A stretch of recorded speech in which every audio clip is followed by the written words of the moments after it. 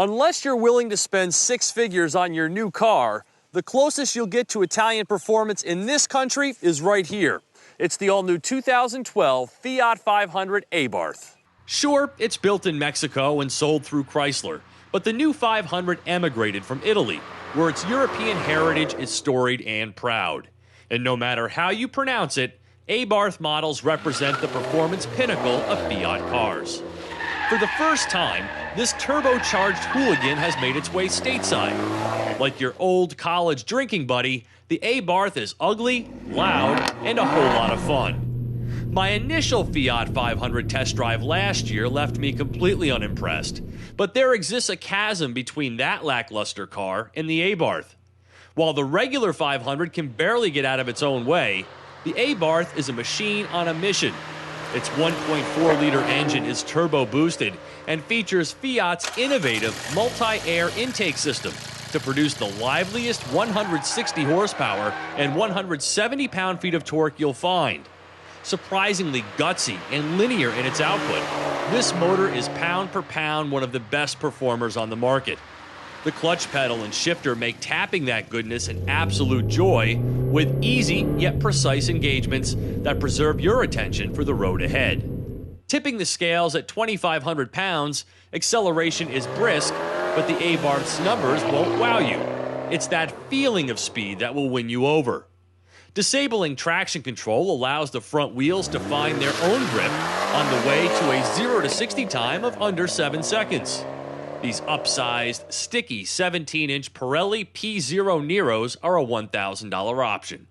Torque steer is almost completely mitigated and most of the time isn't present at all, but on occasion, if you hit it just right, it does crescendo, directing the Abarth to pull from side to side in a low-frequency manner. And as for the sound, wow, this car is loud in a way that is completely distinctive.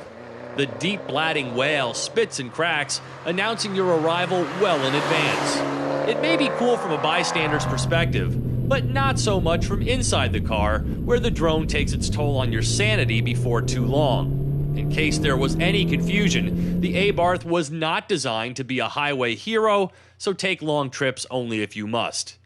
The Abarth does make for an excellent, super fun to drive weekend toy.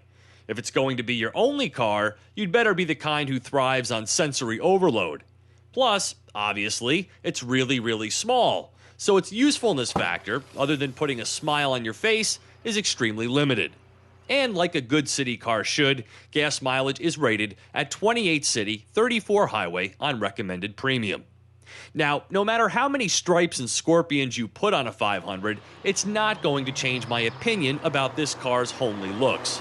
From head on, I always see a resemblance to the Suzuki Aereo SX. But the Abarth is a pugnacious little fighter that transports you to a bygone era of European small car racing. It's a joy to drive while exercising it on country roads and throwing it into turns. It seems like the suspension is in constant motion, bobbing you around. Meanwhile, the steering is quick and full of feedback. As for stopping, the brakes are immediately strong. For $22,000, the Fiat 500 Abarth can be yours at a respectable price. Add in these performance leather seats and a host of other options, and you'll be just north of $26,000, a price that's a little harder to swallow. If you can appreciate its size, rawness, and high fun quotient, the Abarth is the only Fiat worth your money. For Drive Time on Yahoo Autos, I'm Steve Hammis.